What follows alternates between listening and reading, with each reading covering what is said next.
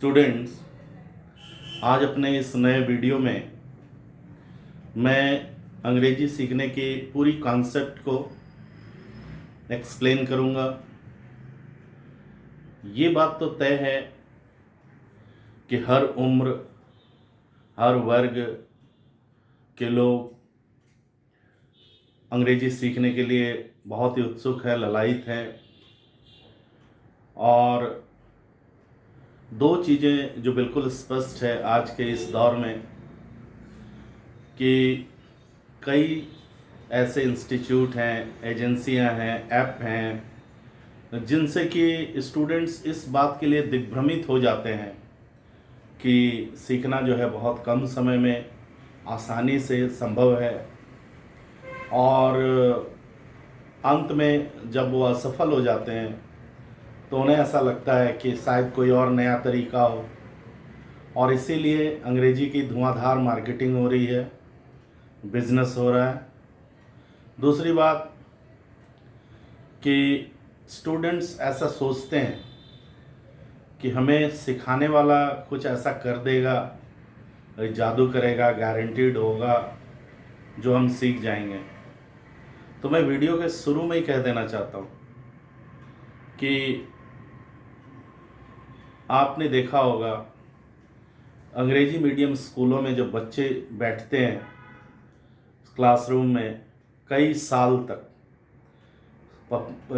6-7 class, 6-7 class तक बैठते हैं, डेली 6-7 पीरियड पढ़ते हैं, टीचर उन्हें एक्सप्लेन करते हैं अंग्रेजी में, हिंदी संस्कृत को छोड़कर बाकी subject, even moral science, games, teacher सभी कुछ एक्सप्लेन करते हैं इंग्लिश में। वो इंग्लिश की किताबें पढ़ते हैं, इंग्लिश में प्रिंटेड होती है, और फिर क्वेश्चन आंसर लिखते हैं, वर्बल डिस्कशन होता है। तब कहीं जाकर 7वें क्लास में वो किसी तरह कन्वर्सेंट होते। तो जो चीज़ एक स्टूडेंट 7 साल में एक्वायर करता है, तो आप कैसे आशा करते हैं कि आप 2 महीने, 3 महीने या फिर इससे भी जल्दी में कोई क्रैश कोर्स और कोई एक गारंटीड कोर्स हमें बोलना सिखा देगा। खैर, इस बात को और आगे ना बढ़ाते हुए मैं ये कहना चाहता हूँ कि जब as a spoken teacher, spoken English teacher हमारे पास स्टूडेंट्स आते तो हमें सबसे पहले देखना पड़ता कि उनकी बैकग्राउंड क्या है। बैकग्राउंड मीन्स किस प्रकार के स्कूल में उन्होंने पढ़ाई की, किस लेवल तक पढ़ाई की। एक तो हिंदी मीडियम है, नॉन इंग्लिश स्कूल, जहाँ इंग्लिश में पढ़ाई, हिंदी में पढ़ाई होती है, और दूसरा है कि कुछ सालों तक इंग्लिश मीडियम में पढ़कर 5 में, 6 में, और बाद में वो हिंदी मीडियम में आ जाते हैं। और कुछ ऐसे हैं जो कि हिंदी मीडियम से पढ़ाई करते हैं और कई सालों के बाद, लगभग 30-35 की उम्र में अंग्रेजी सीखने की इच्छा जाहिर करते हैं। तो इन सभी स्टूडेंट्स की जो ज़रूरतें होती है या वे आउट्स हैं जिससे सीखा जा सके, थोड़ा सा अलग होता है। अगर हम इसको इस प्रकार से देखें कि अंग्रेजी सीखने के लिए आया हुआ एक कैंडिडेट, अप्रेंटिस, प्रशिक्षु अगर आता है तो उसकी 2 लेवल होती है। एक लेवल होती है कि वो कुछ भी एक सेंटेंस भी वो ड्राफ्ट नहीं कर पाता, स्ट्रक्चर नहीं कर पाता, और वो उस सिंपल से सेंटेंस में भी कई गलतियां कर देता है। दूसरे होते हैं, ये पहले लेवल के। दूसरे लेवल के हैं जो वो 5-6 सेंटेंस ड्राफ्ट कर सकते हैं, वो लिख सकते हैं या किसी तरह से 5-6 सेंटेंस बोल सकते हैं। तो मेरी जो सजेशन है कि जिन्हें कि प्राइमरी लेवल में एक सेंटेंस बोलने में, लिखने में परेशानी है, तो उनके लिए वे आउट या जो सजेशन है वो अलग है। और दूसरा जो किसी तरह से कुछ सेंटेंस बोल सकते हैं, ये स्टूडेंट्स मीडियोकर हैं, एवरेज हैं, इन्होंने स्कूल कॉलेज में 50% इंग्लिश में लाया हुआ है, इनके लिए राह थोड़ी आसान है। तो सबसे पहले मैं उन स्टूडेंट्स को बताता हूँ जिन्हें कि एक सेंटेंस भी बोलने में दिक्कत होती है, लिखने में दिक्कत होती है। अब यहाँ पर एक बात जो मैं बिल्कुल स्पष्ट कर देना चाहता हूँ कि हमारे चारों ओर कई प्रकार के लोग हैं जिन्होंने अलग अलग तरीक़ों से इंग्लिश सीखा हुआ है।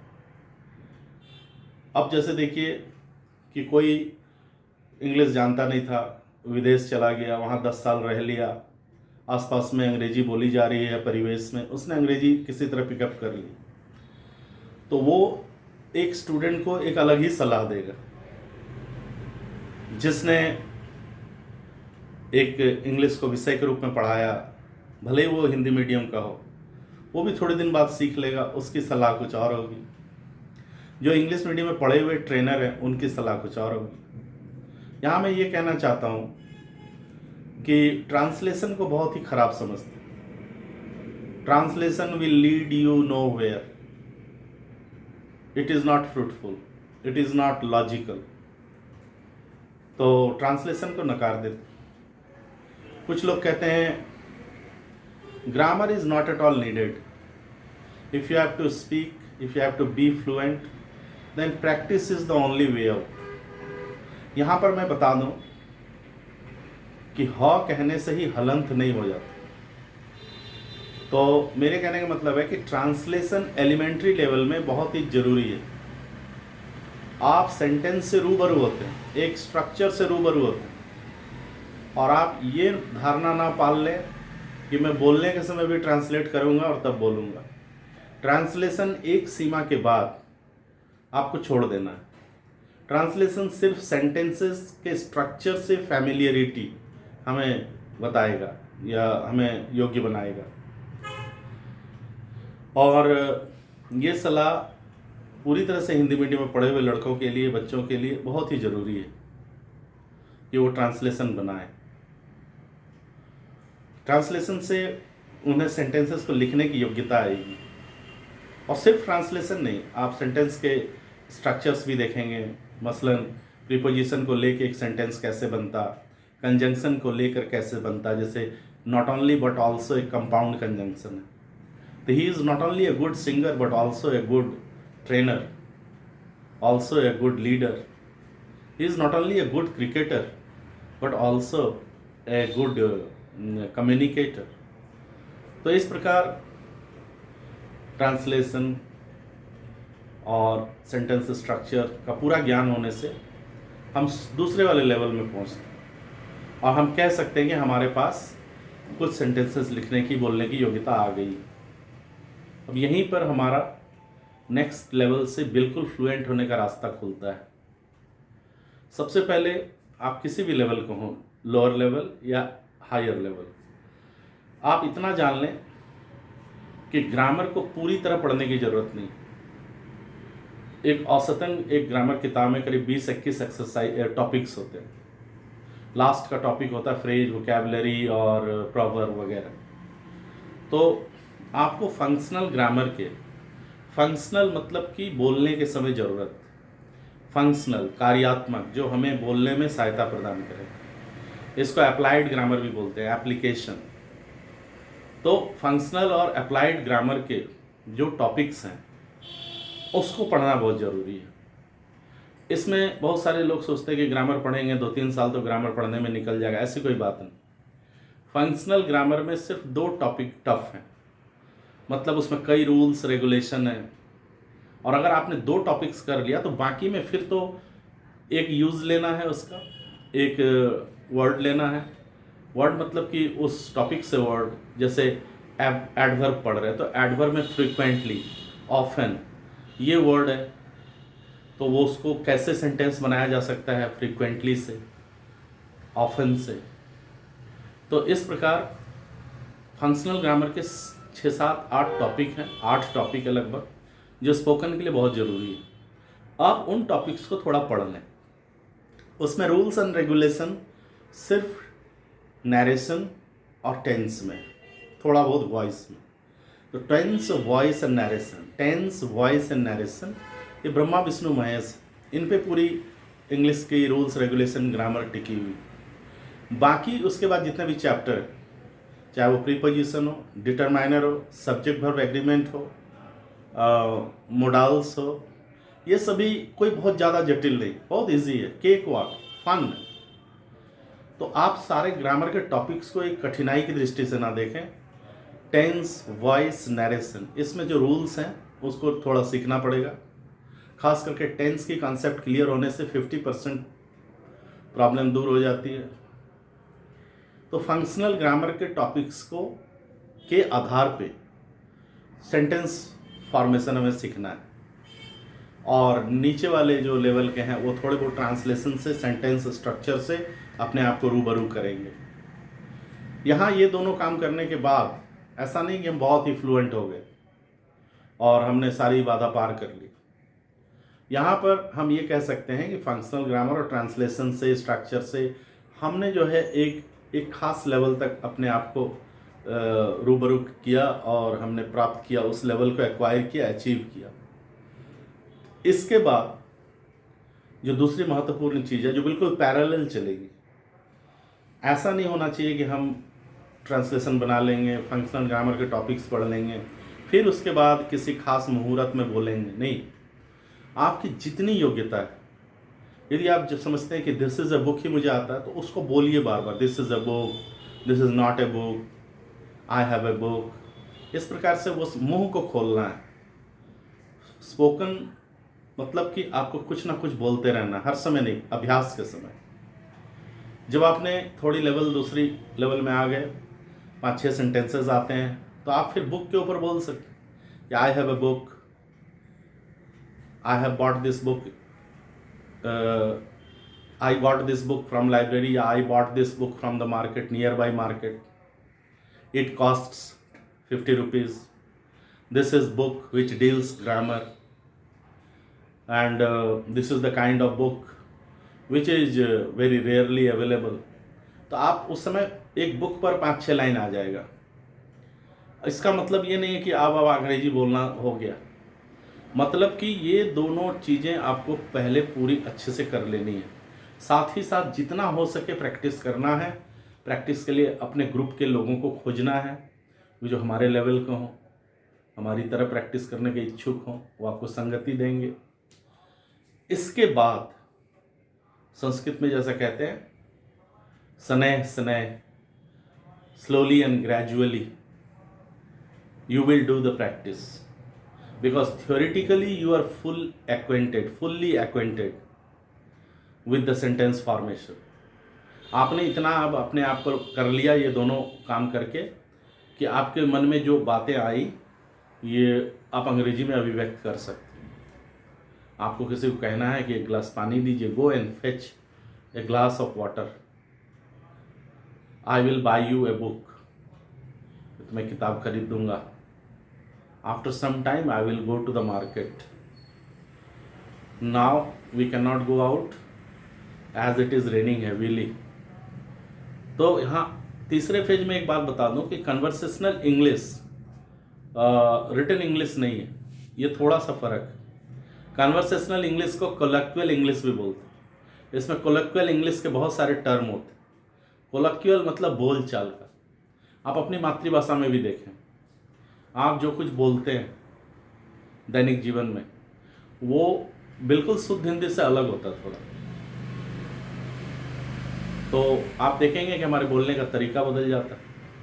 तो आप बिल्कुल साहित्यिक हिंदी को या साहित्यिक अंग्रेजी को वार्तालाप में नहीं यूज़ कर सकते, थोड़ा सा वो अलग है, और इसमें हमें हमारा काम भी आसान हो जाता है। तो जब तीसरी लेवल की बात आती है तो उसमें आशा किया जाता है कि आप फंक्शनल ग्रामर में टेंस वेंस सीख चुके हैं, बहुत अच्छे से आपकी सारी डाउट्स क्लियर हो चुकी है।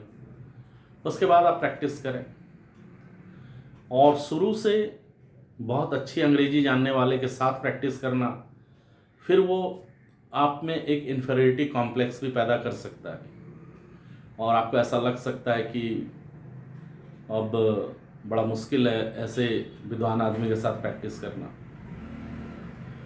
तो ऐसी स्थिति में आप क्या करेंगे? After finishing primary and middle school translation. You will make familiar with the elementary translation. There is no need of going deep in the art of translation. You don't have to be master of it. Rather, you will make yourself familiar with the basic sentences. And at the time of speaking, there is no need to translate because it will come to you automatically. You don't need to think in English. Some people advise, don't think in Hindi, think in English, then English will come. You don't need to do that.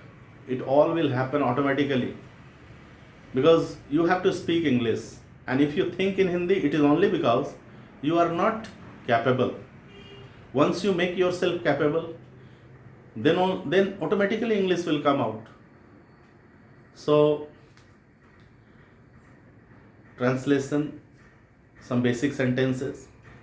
Then with the help of functional grammar topics, you have to form sentences. So initial practice will not be the full-fledged conversation. Rather, whatever uses, structure, sentence pattern you get from those functional topics, that you have to practice with your own group. And once you do that, after that you yourself will realize that I progressed much, possibly within 3-4 months, and then I am all ready to go for the actual conversation, not with the strangers, with your own age group, with the students, with the aspirants of your own level. In the third phase, you all will unanimously decide that, friends, now we do realize sincerely, earnestly, that we have reached to some level, and now we should go for the actual delivery. How to do that? Just suppose two students are there, A and B. They will go for real conversation, not a very high level. A, friend, would you like to go to a nearby restaurant to have a cup of coffee? Yes, of course, why not? Weather is more than fine, and I think it is a good idea because it will refresh us, and it will rejuvenate. Okay, which restaurant would you prefer to go for? I think that there is a nice restaurant near in our vicinity, the Atmosphere and Cricket Cafe. It would be nice if we go to Cricket Cafe, which is on the other side of the road. Okay, if you want to have a coffee in the Cricket Cafe, then it would take only 5 or 10 minutes. After that, I have planned that we will go for a long drive. What about you? No, friend, I won't be able to give you company because my car has run down. It is not okay. So I will have to go to some mechanic. So if I go to the long drive, I will sit with you in the car. Okay, that's welcome. There is no problem. You can come with me. We both will go to the highway, and we will have some snacks in the nearby dhaba in Kandarbeda. So in that way, you will test yourself कि up to how long I can continue. And one thing is quite obvious, that while you will practice separate sentences or go for actual delivery, always be focused, always be concentrated that I should speak sentences as much as I can without breaking the momentum, without pointing out the errors in others' presentation. Your whole and soul intention should be to take out as much words, sentences as many words and sentences as you can, and it will make you fully conversant. Because if you point out that here you have said would, it will be could, then the whole momentum will be gone, and your whole and soul intention will be to point out error in others. So be concerned about fluency. Now, as far as making errors and to rectify it, it will happen automatically after some time. Once you keep on practicing 3 or 4 months, then you yourself will realize that earlier I used to commit too many errors. Now I have Now I got rid of many problems which really didn't help me to speak fluently, and now I am all capable. So you don't need to seek help from others if what error I commit, because once you get habituated, once it becomes part of your nature, then you yourself will realize that how silly of me that I used see instead of he, I used on instead of upon, and you yourself will be able to rectify the error. The only thing you need to have firm grasp over the theoretical work. Theoretical work, that is rule, regulation, uses. If you learn, why there will be error in your presentation? So I hope that you will, मुझे पूरी आशा है कि आप इसे सुनेंगे ध्यान से और ये आपके लिए मददगार होगा। और अगर आपने एक एवरेज लेवल के ज्ञान के बाद इन सारे सलाहों पे गौर किया कि नॉवेल पढ़ लो, न्यूज़पेपर पढ़ लो, अंग्रेजी सीख जाओगे, कोई वीडियो देख लो, ये सारी चीज़ें आपको कुछ ना कुछ मदद करेंगी, लेकिन सबसे ज़्यादा महत्वपूर्ण मदद आपकी अपने एज ग्रुप में, अपने लेवल वाले ग्रुप में प्रैक्टिस करके होगी। और इसमें आप कहते हैं ना, पेशेंस एंड प्रिजर्वेरेंस प्रिवेल्स, यानी धैर्य, संयम और धीरज ही आपको कुछ दे सकता है। Only after practising 5 or 6 days you should not judge yourself. No, I think that I practiced enough for 1 or 2 weeks. Now progress is not as much as it should be. I will have to go to a good trainer. I will have to look out for a new book. I will have to do something extra. I will have to do something miraculous, something very special, extraordinary. Such feeling will grip you and it will lead you nowhere. I again repeat, I sum up that firstly, if you are non-English student, or if you are a student who do not have uh, ability to form sentences, make yourself familiar with structures with the help of translation. Then study the functional grammar topics and make sentences out of it. Then practice those sentences with your own age group. Practice for long and then go for actual delivery. Actual delivery not with strangers, because they will look down upon you, might look down upon you. They will assess your capability. They will form different opinion about you. So better you do it with your own age group, with other students of your own level. And as I said, that your basic intention should not be to point out errors in others. Rather, you judge yourself while you are speaking. Be focused. What actually I'm saying? What mistake did I commit? And be resolute not to repeat it again. It will make you fully fluent, fully conversant. And in the end, I want to demonstrate you something. Those who say that translation and speaking is not possible. See, I won't say that you should do that. It is my own capability or the capacity which I have nurtured, inculcated, empowered myself over the years. Now see, मित्र, क्या तुम्हें ऐसा नहीं लगता कि इस विश्व cup में जो लीग मैचेस चल रहे हैं उसमें वर्ल्ड कप बहुत लंबा हो गया है? Friends, don't you feel that the way the league matches are organized, the number of matches are too much, and the whole schedule is stretched without any reason? हाँ, तुम सही कहते हो। वर्ल्ड कप जो है वो 4 ग्रुप में बांट देना चाहिए टीमों को। हर एक ग्रुप में कुछ टीम्स रहेंगी, प्रत्येक ग्रुप से टॉपर को फिर सेमीफाइनल में प्रवेश दिया जाएगा। इस ऐसी स्थिति में मैचेस बहुत जल्दी हो जाते हैं और वर्ल्ड कप 1 महीने में समाप्त हो सकता है। Yes, friend, you are absolutely right. Because in my opinion, whenever there is a World Cup on the global level, all the countries are very watch it very keenly. So there should be group system, each group consisting 3 or 4 teams, and topper from each group will go into either in the quarter final or semi final, and in that way you can finish the whole process within 1 month. So it would be better for game. Friends, मुझे तो ऐसा लगता है कि हिंदुस्तान ने अभी तक जितने भी लीग मैच है बहुत अच्छी तरह से जीते हैं। तो कभी कभी लॉ ऑफ एवरेज बड़ा ख़राब होता है कि अचानक से उनकी फाइनल या सेमीफाइनल में गड़बड़ ना हो जाए, क्योंकि कोई भी लगातार तो जीतता नहीं रह सकता। तो friend, I do feel that India is winning comprehensively defeated opponents, and I think that as per law of averages, if this momentum is broken in the semi-final and final, then we will be at great loss, because till this date India has registered emphatic win over opponents.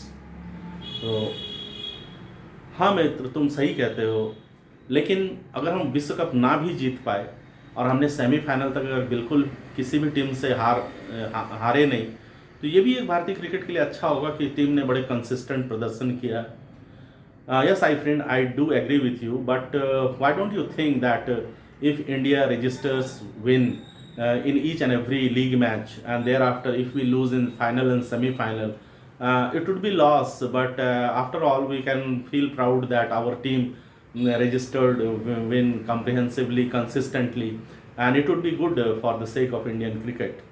तो आपने देखा कि मैं हिंदी में जो कुछ बोल रहा हूँ मैं इंग्लिश में भी वही बोल रहा हूँ, और मुझे बिल्कुल इसको ट्रांसलेट करने में कोई दिक्कत नहीं हो रही है। लेकिन मैंने ये सिर्फ आपको इसलिए दिखाया है कि ऐसा किया जा सकता है। मैं ये सजेस्ट नहीं करूँगा, I would never suggest personally to you people, because you know this capacity is developed after year long practice, and I think that all of you may not have that much time, because you know you will make career in different field of life, and you will have short span of time to improve your English. So in that case, use putting your own logic, your own framework, and very within 6 months at least you can develop and you can gain fluency. There is no doubt about it whatsoever. So you will have to put your own logic.